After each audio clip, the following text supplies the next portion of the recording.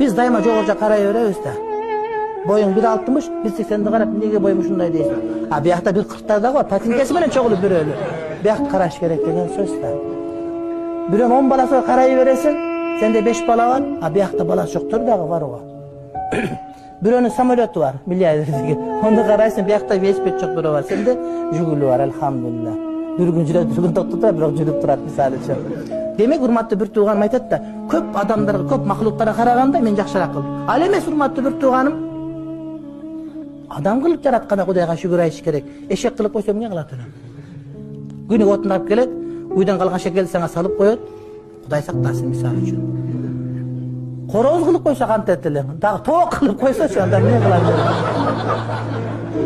Адам ойлонуш керек. Күлгөнгө күлкү. А бирок урматтуу бир тууганым билиш керек да мунун маанисин. Кудай ким кылып жаратты сени?